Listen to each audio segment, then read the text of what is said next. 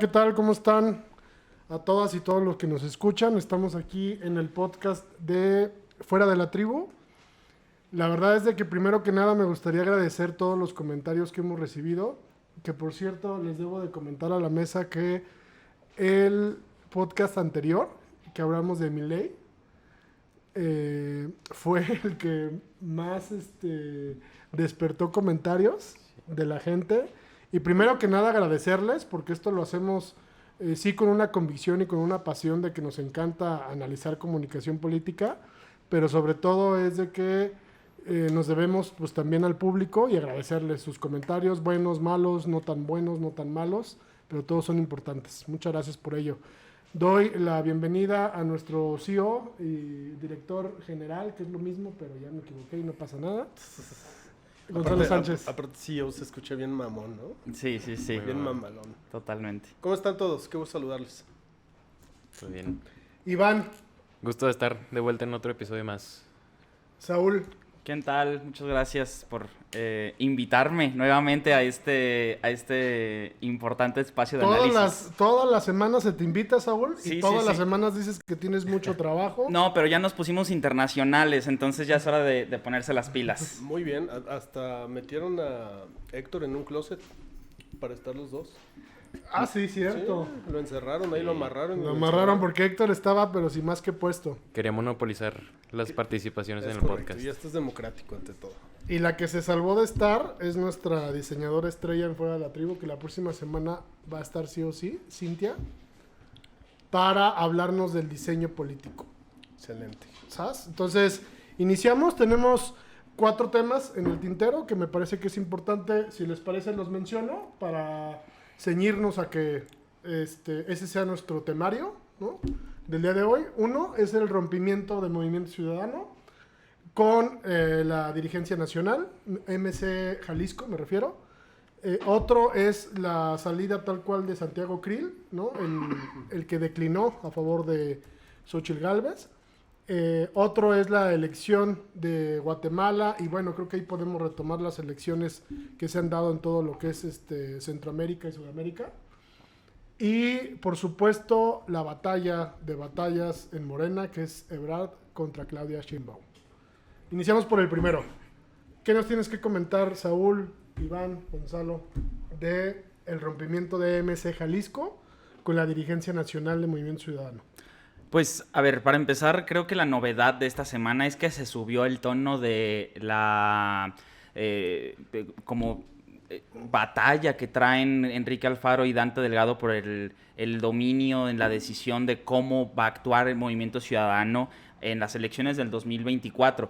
Y digo que solamente subió de tono porque no es un rompimiento, yo creo más bien es como un amague. Insisto, un amague subido de tono porque ya hay al menos 2 ocasiones. Muy a su estilo, ¿no? Sí. Y hay al menos 2 ocasiones previas y muy recientes en las que ya ha sido muy enfático Alfaro de que algo no está funcionando desde su perspectiva con la dirigencia nacional. Entonces, lo que dice básicamente esta semana es que él se retira, él ya no quiere participar en Movimiento Ciudadano porque dice que no entiende las decisiones que está tomando, el rumbo que está tomando, que además no se le está tomando en cuenta a él como uno de los principales liderazgos, que bueno, leyendo entre líneas, básicamente lo que dice es, a ver, yo aporto más votos que nadie a este partido y mi opinión no está contando, ¿no?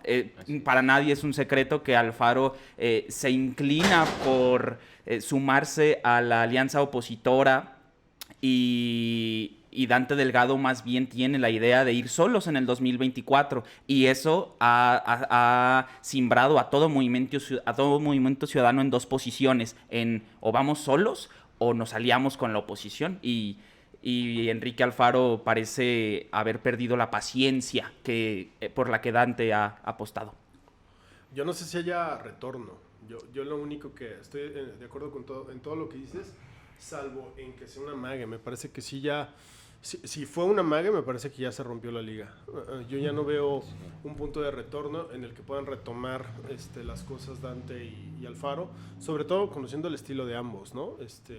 Me parece que Alfaro cuando rompe de esta manera generalmente lo hace en definitiva Y sí creo que está haciendo valer el peso específico que tiene Jalisco para el partido. Yo lo he comentado en este podcast y ahorita lo ratifico. Me parece que más o menos Jalisco debe de representar entre el 60 y el 70% de lo que es Movimiento Ciudadano, con todo y que está Nuevo León.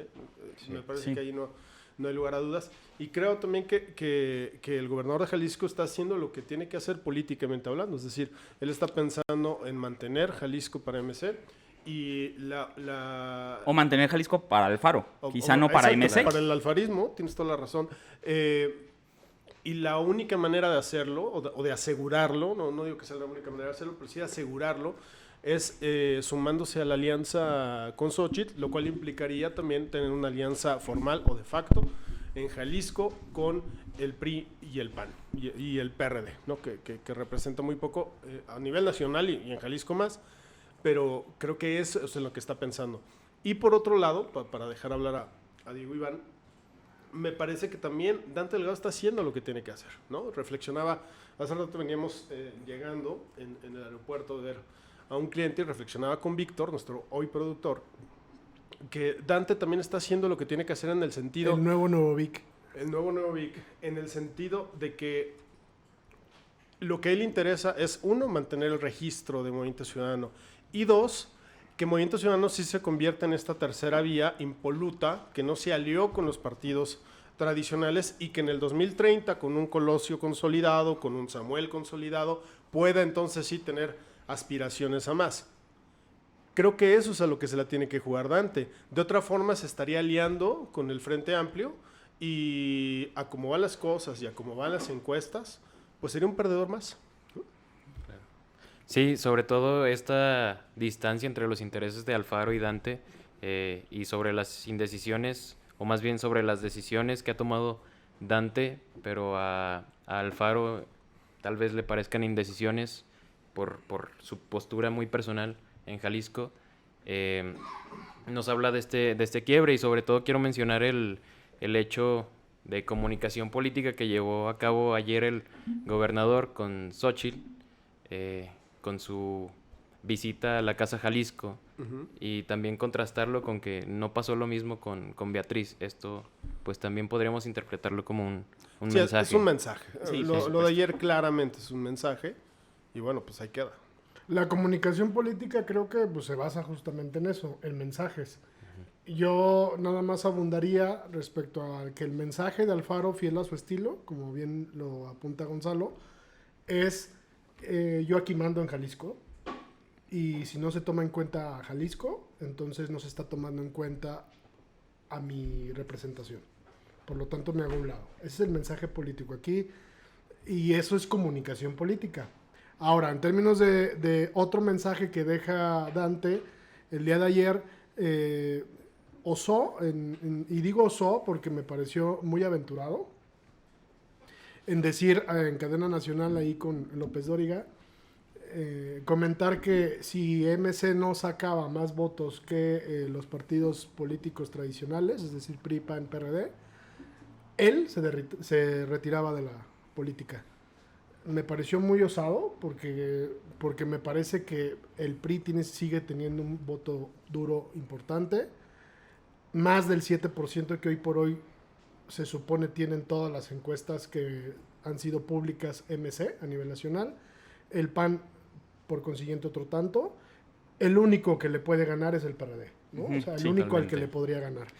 Pero de ahí en fuera me pareció muy osado. Siento que la dirigencia nacional de Movimiento Ciudadano está siendo aventurada y eso lo está reflejando en su comunicación, y no sé si eso le va a dar para contender y tener una carta fuerte de miras al 2024. Yo lo dudo mucho. Pues a menos que pesque a alguien de los que se caigan de un lado o del otro, ¿no? Como lo hemos platicado aquí. Pero- A mí me parece que, a ver, también el que Dante diga me retiro de la política a los 72 años, pues también, digo, ¿no? Ya era hora. Ya nos veremos, ¿no? Pues Sí, no, bueno, no. porque lleva activo 30 y tantos años, Claro, ¿no? y veintitantos al frente de primero de Convergencia, lo que hoy es Movimiento Ciudadano. Sí, Bueno, entonces pero si don lleva Porfirio Muñoz Ledo no lo hizo, en paz descanse, Claro, hasta que hasta la muerte los hasta separó. que la muerte Sí. lo separó, me parece que él podría estar en las mismas, ¿no? Sí, pero Y eso, o sea, también el perfil de Dante es un perfil caciquil, o sea, que no se nos olvide. Es un dirigente al más puro estilo del viejo PRI, y también eso es cierto, ¿no? Choques Ojo, de... en FDLT hablamos de personajes, no de personas, ¿eh? Estamos Sí, hablando claro. de personajes, Y- como dirigencia nacional. Y lo que ha No hecho te en su- sientas, mi Dante, no te sientas. Y lo que ha hecho en su trayectoria. Ahora, la trampa también es, ¿no? Y ayer lo comentábamos aquí en los chats de FDLT, que todo el tiempo están que arden. Pues claro, si dices, yo si no saco más votos que los partidos tradicionales, o sea, no que el frente, que los partidos tradicionales, entonces yo me retiro de la política. Y ahí hay un amplio campo de interpretación. Claro. Ya, está difícil, pero ojo, no está imposible, ¿eh? Ujú. No es imposible, sí es muy complicado. Sí No, me yo parece disto de ese osado, análisis. sí me parece osado, pero ya si lo pones así, a ver, en un escenario en donde yo francamente cada vez más pienso que Xóchitl es una candidata de papel, la verdad. ¿No? Me Qué parece lamentable. que es una candidata que se ha inflado mucho a partir de los medios de comunicación, pero me parece que argumentativamente, en términos de lo que se necesita para ser candidata presidencial, me parece que todavía no está en ese punto. Y no sé si pueda llegar en los próximos meses.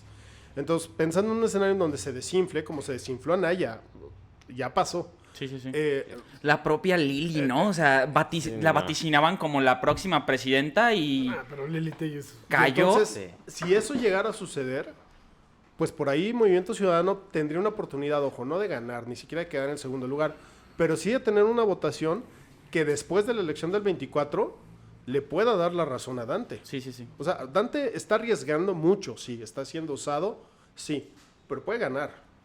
Puede ganar, porque él para ganar no necesita ganar la presidencia. Necesita crecer. Ni necesita ganar el segundo lugar. Necesita legisladores. crecer.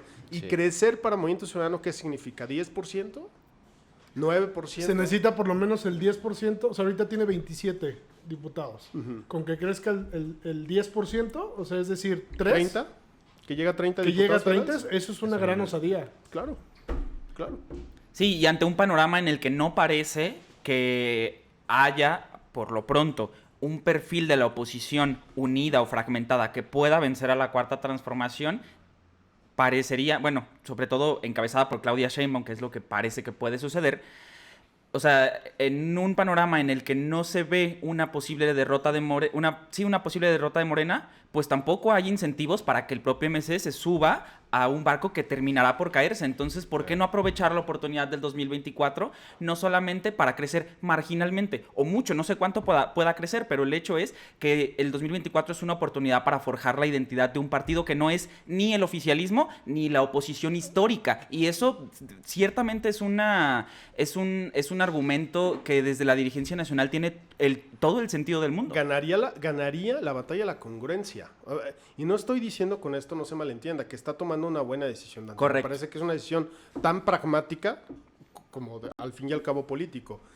Pero puede ganarla. O sea, y si gana la batalla de la congruencia, esto colocaría eventualmente a Movimiento Ciudadano al Movimiento Ciudadano de Dante Delgado en una mejor posición para el 2030. Porque, ojo, si esto pasara, entonces, ante lo nacional, por lo menos en el escenario nacional, aún reteniendo Jalisco, pues entonces el alfarismo quedaría del lado de los perdedores, ¿no? Si Xóchitl finalmente no consigue ser presidenta de este país. Y creo que la historia del alfarismo data de que todo es posible. O sea, en términos de, en el 2009, Movimiento Ciudadano no era nada en Jalisco y le bastó el liderazgo de Enrique Alfaro Totalmente. para crecer. En 10 años se convirtió en la principal fuerza No, pero política ya- del país. Entonces, Enrique Alfaro hizo a Movimiento Ciudadano. sí, por No hay supuesto. más, ¿eh? Entonces Pero creo que ahí el fue un caso, gran- creo que el caso Enrique Alfaro es propiamente aleccionador al Movimiento Ciudadano, a Movimiento Ciudadano Nacional en términos de que crece marginalmente en estados como Campeche, como Nayarit, como Colima, ampliamente en Nuevo León y otros estados. Entonces, esos pequeños esbozos de crecimiento alentados con buenos liderazgos, con ideas más o menos bien articuladas, como creo sucedió aquí en Jalisco, insisto, en el 2009, podrían hacer que esta visión de un movimiento ciudadano con posibilidades de ganar en el 2030 sea factible. Y entonces, esa es la visión por la que se están disputando Enrique Alfaro y Dante. Dante quiere esperar, Dante cree que puede crecer poco a poco, como así lo ha hecho. Su estrategia de ir, digamos, capturando liderazgos desencantados de otros partidos le ha funcionado increíblemente. Tiene 27 diputados ahorita, pero no tenía 27. Tenía 23. Tenía 23, 22, algo así al inicio de la legislatura. Y así con muchos liderazgos del resto del país. Lo que quiero decir es que su estrategia ha sido, sí, a cuentagotas, pero ir creciendo y le ha funcionado.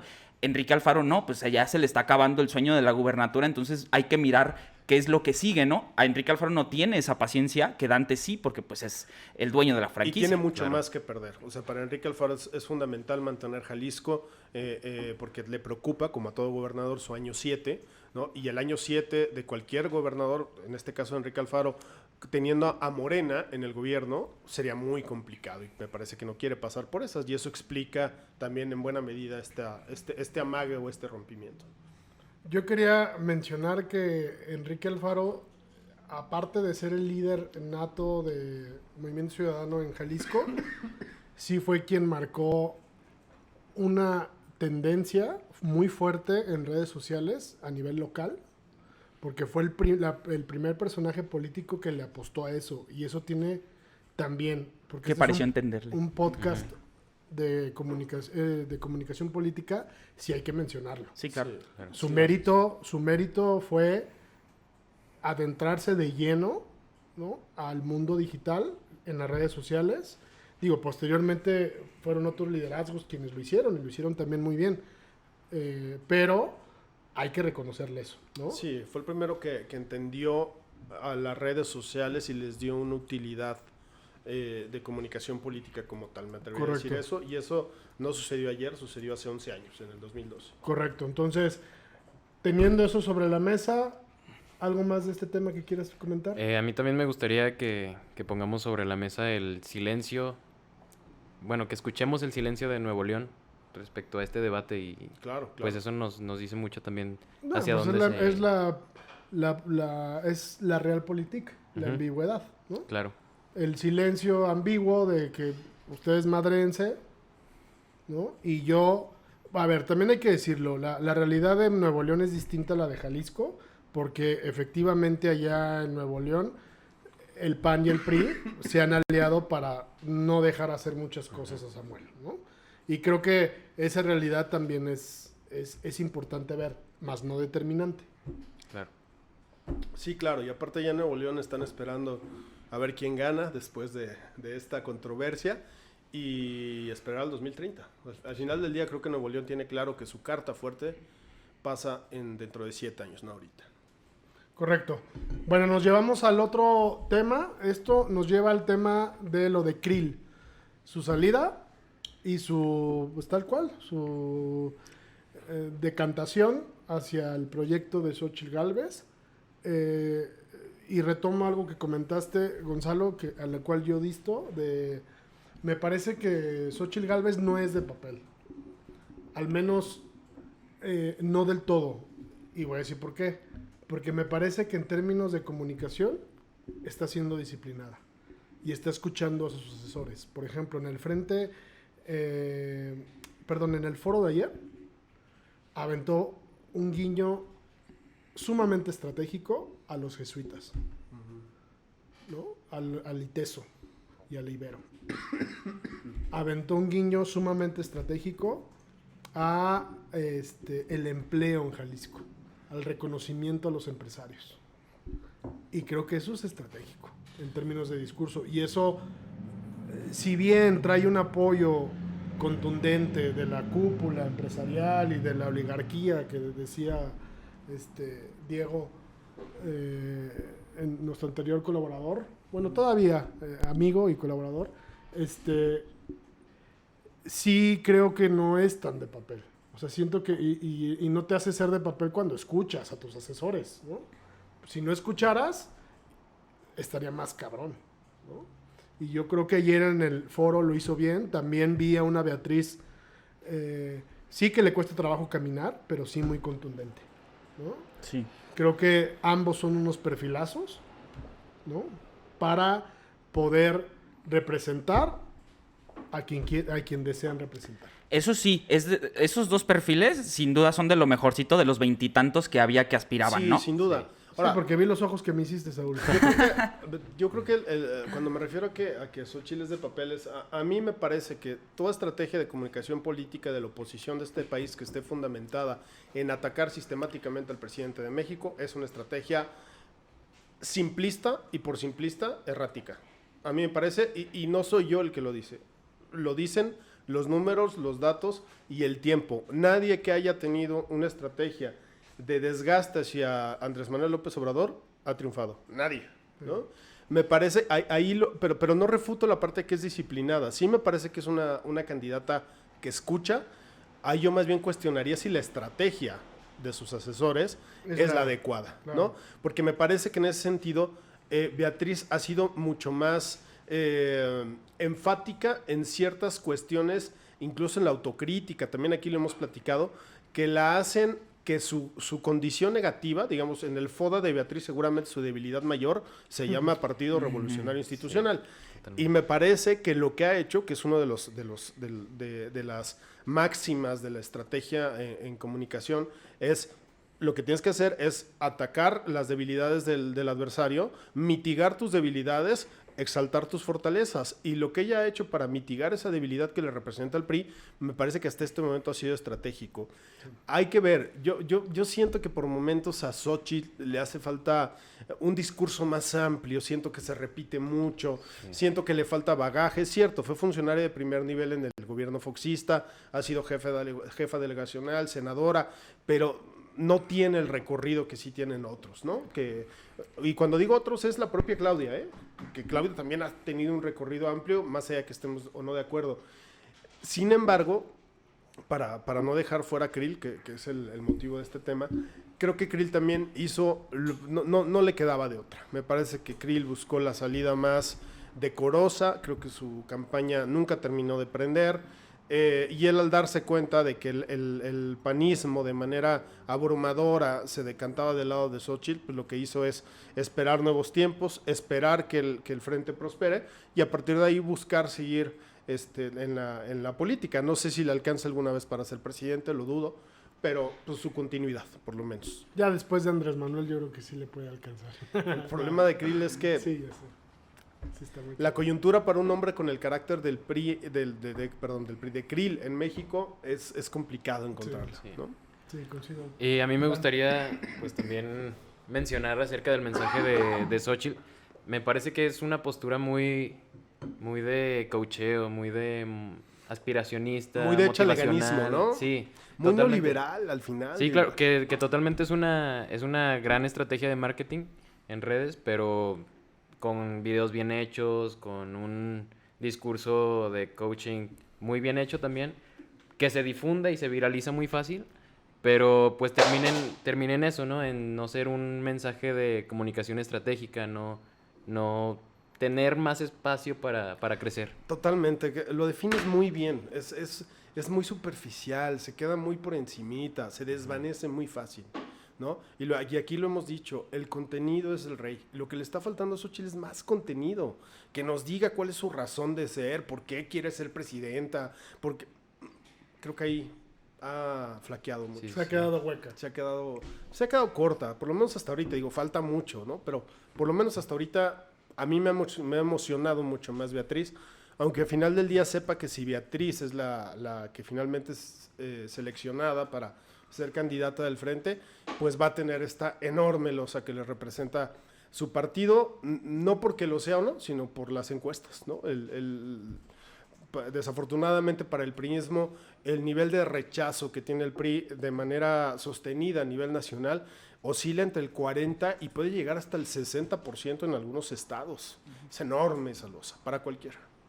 Sí, y ese es un lastre con el que tendrá que cargar la propia Xochitl en caso de ser la abanderada del Frente Amplio opositor. A ver qué manejo le da. Sí, ¿no? Sí, claro. Yo, de todas maneras, a mí me parece que la salida de Krill de la contienda fue tan ruidosa como toda su participación en la contienda. Es decir, nula, con todo el respeto que merece el exsecretario de Gobernación, ¿no? El Pero señor lo cierto es que Constitución. no aportó nada al debate. O sea, creo que, eso es minimizar su participación, pero lo cierto es que todas las ocasiones en las que se habló de él en los meses recientes era justo como por deslices de hacer referencias al clasismo inverso, ¿no? Cosas que me parece que son debates superados para nuestra generación. Y en términos de discurso, si quieren continuar en esos términos, a mí me parece que el discurso como el instrumento de comunicación por excelencia está del lado de Beatriz. O sea, la retórica de Beatriz es tan fina que es superior a la de Claudia Sheinbaum, a la de Ebrard, a la de cualquier aspirante a la presidencia. Creo que precisamente su mayor dificultad, su lastre es pues ser priista de toda la vida, ¿no? Y eso tiene muchas implicaciones culturales hasta quiero decir, hasta culturales en toda pues la extensión de la República casi. Entonces, creo que esa es una desventaja demoledora, pero a mí me parece que sus intervenciones han sido las más inteligentes en términos discursivos. Los foros creo que se los ha llevado por mucho. Totalmente. Tiene todas las tablas, ¿no? Sí. O sea, tiene absolutamente todas las tablas. Fue gobernadora, Senadora, legisladora, embajadora. o sea, Pero parece que del esta partido. capacidad discursiva nunca se desgastó. No. O sea, lo que se ha desgastado quizá con los años, como a todos, pues es el andar. Sí, ¿no? claro. Pero su cerebro está más fuerte que nunca. Sí, es admirable esa su parte. dirigencia, porque creo que otra cosa sería si la dirigencia, por lo menos en lo discursivo, tuviera un nivel de autocrítica similar al que tiene ella. O sea, pero, ojo, el discurso de Beatriz no tiene nada que ver con el discurso de Alito Moreno. Correcto. Pero nada que ver. O sea, Alito no ha reconocido jamás nada acerca del pasado del PRI, ¿no? Y Beatriz es la menos neoliberal, parece. Claro, o sea, claro. sus mensajes, sus discursos parecen más aterrizados a la realidad popular. O sea, en términos de... Ya dijimos que un poco el mensaje de Xóchitl apunta a que nadie te diga que no puedes, ¿no? Es créelo y lo vas a lograr. Es un mensaje poderoso, es un mensaje funcional en diferentes circunstancias, pero creo que el de Beatriz tiende a hablarle a las masas, ¿no? El mensaje de Beatriz es consciente de que después de la elección de quién será el candidato, lo que toca es ganar la elección. Y la elección se gana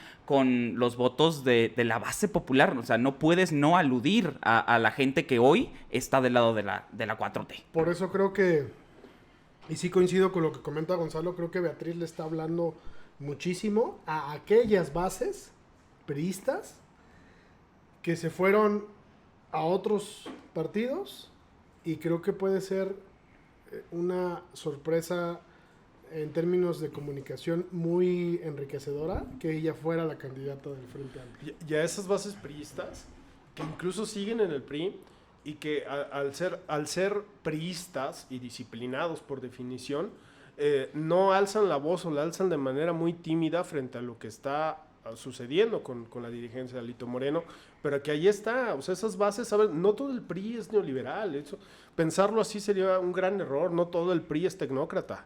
Hay una base popular priista que ahí está, que es sólida y que entiende el país de otra manera. Claro. A esa le está hablando Beatriz, y por supuesto a los que ya se fueron también. Sí. Pero también, Sí. bueno, ese discurso o esa narrativa que está manejando Beatriz, que le habla a las bases populares y con conciencia social, ¿no estará también ahuyentando a la derecha mexicana que se encuentra, pues, en su... Pues es que esos ya están con Xóchitl. Sí, claro. Sí, claro. Esos ya están con Sí, incluso también he escuchado en la calle que se asusta la derecha con el hecho de que Beatriz pertenezca a la Alianza del Pacífico. Entonces, A ver, es que voy a decir algo osado, ¿no? Pero pues al fin, ¿qué? Me encanta. A ver, el discurso de Beatriz y el de Andrés Manuel no son muy distintos, ¿eh?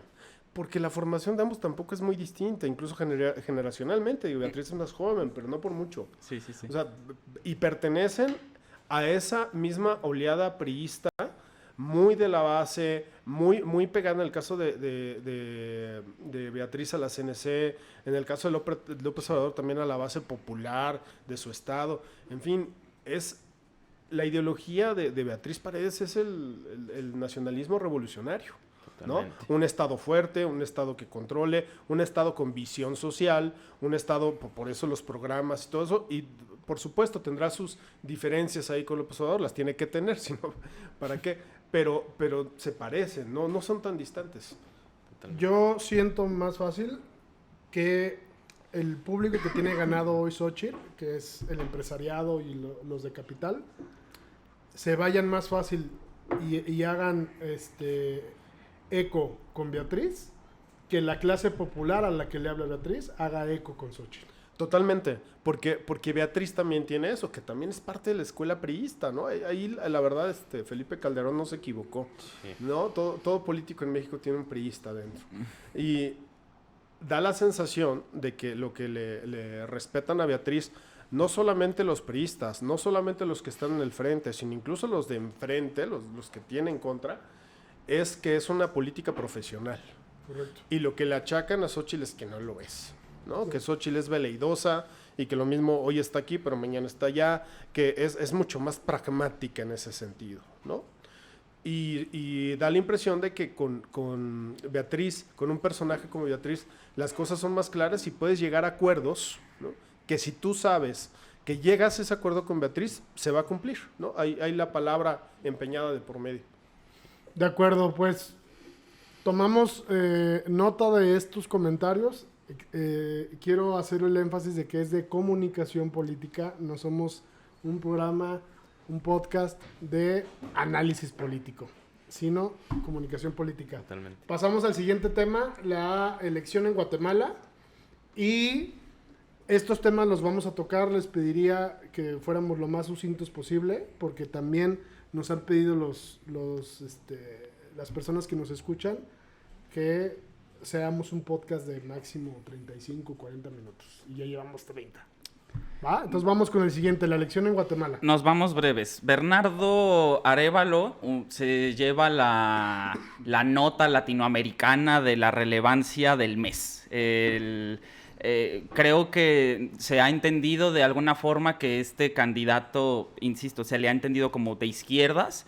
Algunos análisis que he tenido la oportunidad de leer más bien lo ubican ni tan de izquierdas ni tan de derechas, pero su agenda anticorrupción en contra del establishment conservador es lo que parece le ha envuelto de esta percepción, ¿no? Y creo que hay muchas cosas que analizar de la victoria de Bernardo Arévalo, pero creo la más particular es que es muy importante entender los contextos particulares de cada país para entonces comprender cuál es la apuesta de comunicación y luego la conquista política que responde a ese contexto. Me explico. Hace unos años, no recuerdo con claridad qué organismo internacional organizó una comisión de investigación de temas de corrupción, ¿no? El asunto es que Guatemala lleva ya varios años arrastrando casos de corrupción de los peores que hemos visto en la historia de México, replicados en la versión guatemalteca, ¿no? Para todos quienes en México nos escuchan, ¿no? Dígase crímenes de desaparición forzosa cometidos por el Estado, endeudamientos ridículos que nunca se transforman en obra pública ni en programas sociales. Corrupción en todas sus dimensiones. Y en tanto que la corrupción entonces es entendida como el reto a vencer, como el enemigo de la nación, creo, es un poco hasta un paralelismo de lo que sucedió en México en el 2018. Es decir, la lucha de López Obrador podía entenderse en muy distintos términos, pero la lucha contra la mafia del poder era una lucha contra la corrupción. Y es una lucha que Bernardo Arévalo, digamos, hizo suya para ganar la presidencia de Guatemala. Y la gana en un contexto en el que no solo Guatemala pasa por una serie de inestabilidad política, sino pues es algo que se comparte un poco en la región Centroamérica y Sudamérica en términos de que la seguridad, la propia paz social está en entredicho. Tras ganar, él ha dicho que ha recibido incluso amenazas, ¿no? Y esto, tras el asesinato de Villavicencio en Ecuador, creo que manda muchas alertas. Pero bueno, más allá de las condiciones sociales que imperan en Centro y Sudamérica, creo que una particularidad de este proceso, insisto, cuya lucha central tenía que ver con la corrupción, es que, por ejemplo, su principal adversaria, Sandra Torres, tenía un programa de seguridad muy a lo Nayib Bukele, muy riguroso, sin poca perspectiva de derechos humanos. Muy fascista, dilo. Que sí, lo que busca es el orden absoluto, ¿no? Pues por los nexos de su papá, ¿no? Claro. Militar. Y bueno, me parece que ese es que es aleccionador en términos de que si bien hay algunas latitudes en las que este discurso muy frontal de seguridad funciona, acá en Guatemala pues el contexto dominante era la corrupción, y con el discurso anticorrupción a Arévalo le fue muy bien. Gonzalo, Iván. Pues yo no tendría mucho que agregar a lo que ya comentó Saúl. Me parece que lo notable de esto es, contrario a lo que mucho se ha dicho de que el péndulo de América Latina va más hacia la derecha, pues ahorita se demuestra que no. Tampoco va hacia la izquierda, es un tema más bien de centro. Y es normal en un país como Guatemala, que tenía no sé cuántos años, creo que más de 20 años gobernado por la derecha. Entonces creo que esa es la realidad de América Latina. Eso es lo que estamos también viendo en México, ¿no? Después de que irrumpe Fox, luego Felipe Calderón, luego Peña Nieto, con gobiernos de un corte muy similar, viene López Obrador. Todo parece apuntar a que el péndulo no se va a mover en el 2014, pero ya veremos. Y lo mismo está sucediendo en América Latina. Estos periodos entre 15, 25 años que van de un lado a otro con banderas distintas, porque ya no se define a partir de la bifurcación derecha-izquierda, sino ya son temas específicos, que en teoría tendrían que ser atacados por cualquiera de las dos, pero en este caso es quién toma la bandera y quién está en el gobierno para que le arrebaten esa bandera, ¿no? Como fue el caso de Guatemala, que ya esbozó Saúl. Totalmente. Bueno, a mí me gustaría también abrirnos, quitarle un poco de suma a América Latina y hablar de América y lo que está imperando, sobre todo en las formas de comunicación y campañas presidenciales.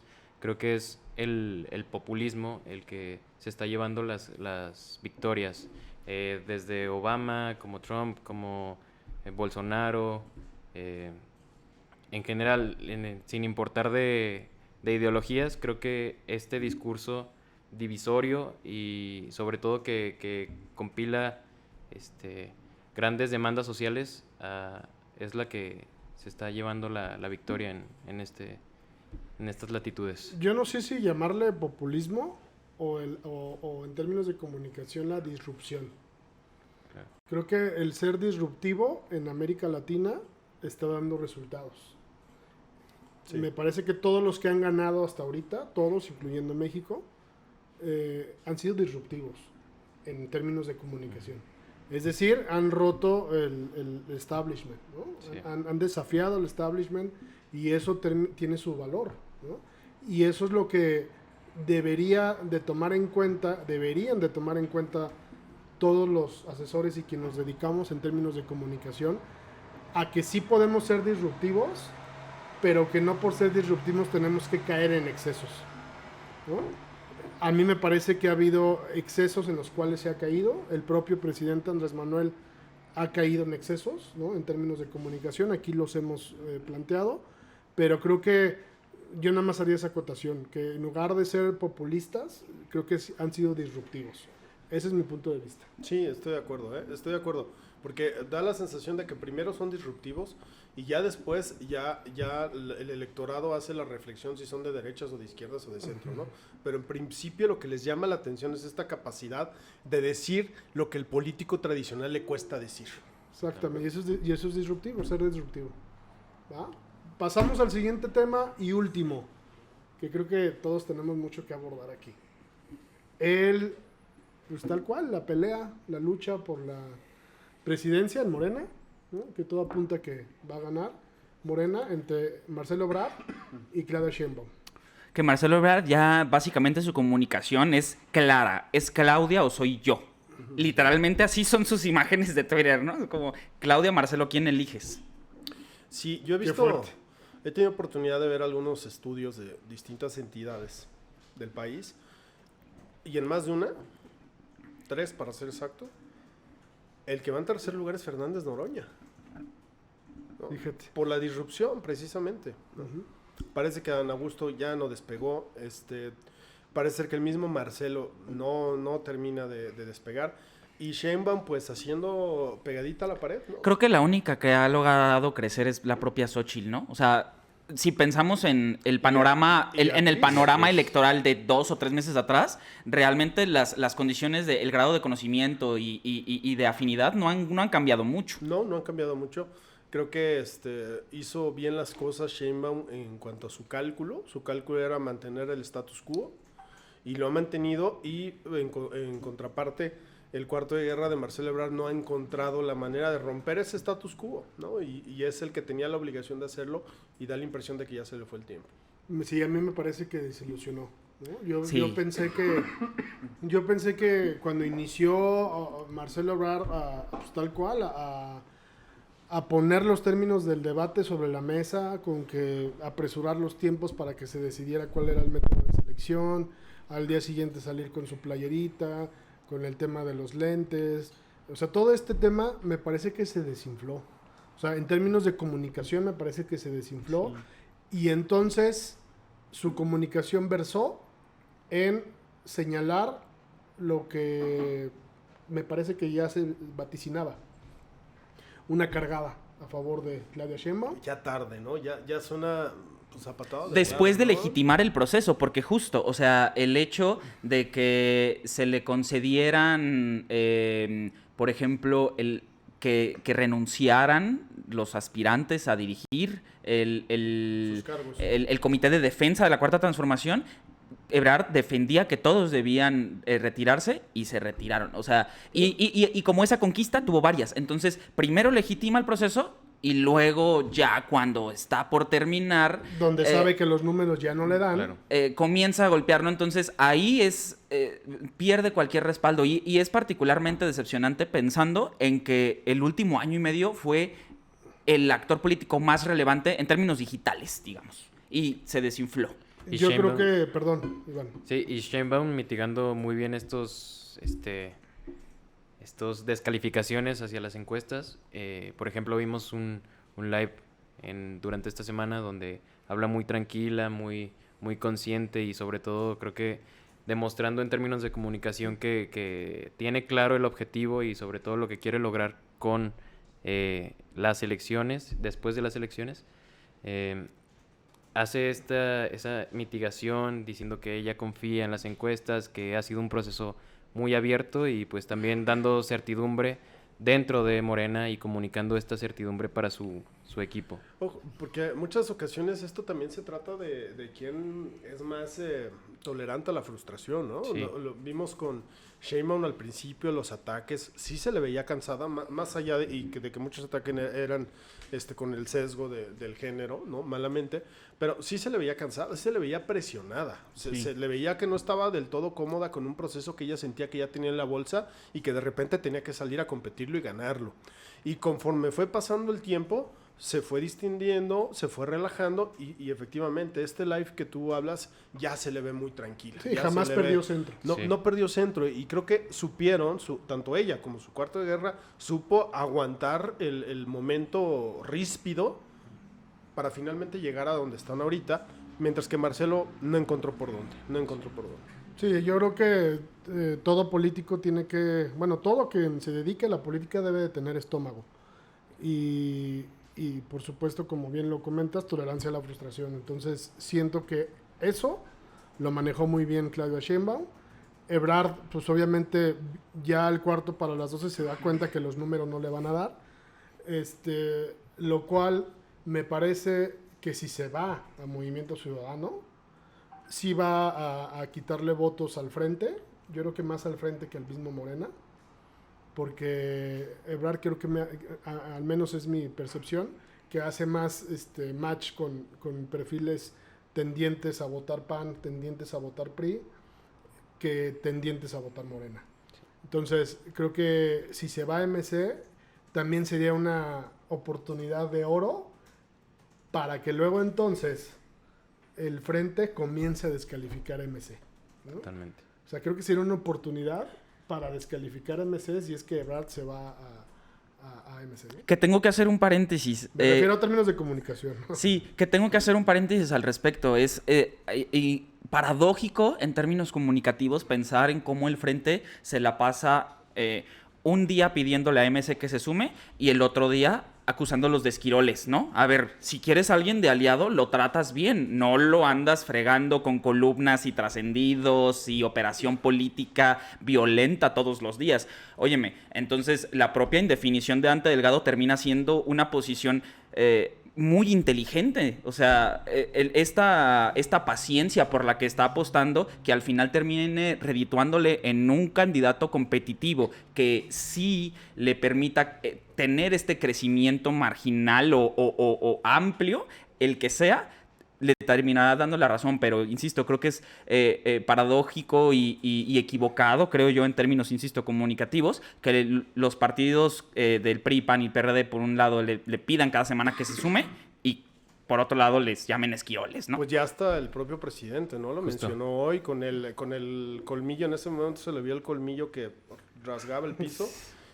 Diciendo esto, ¿no? Que como pues pedía el frente que todos se le sumaran y que todos formaran un bloque y que básicamente Movimiento Ciudadano estaba en su derecho de ir solos y todo eso. O sea, él jugando su juego también y alentando, soplándole y echándole viento al fuego, ¿no? Para que esa hoguera arda, ¿no? Sí, sobre todo, pues, aunado a lo que dice Carlos, que le conviene a Morena, lo expresa también encuadrando en el elector el mensaje de que si te vas a unir a la mafia del poder, te conviertes en el otro más, en el que le hace mal a México. Exacto. Sobre todo. Correcto, pues si no hay otro punto que tratar, se da por concluida. La sesión del día de hoy. este honorable podcast. Y les recordamos, por favor, escucharnos, dejarnos sus comentarios, compartirnos y hacernos sabedores de lo que sienten, de lo que piensan, y nosotros les responderemos en breve. La comunicación hace la diferencia. Muchísimas gracias por escucharnos y hasta pronto, Saúl. Gracias por escucharnos. Iván. Hasta la siguiente. Muchas gracias. Gonzalo, Gracias. gracias a todos. Gracias, Vic, El nuevo nuestro Vic. productor.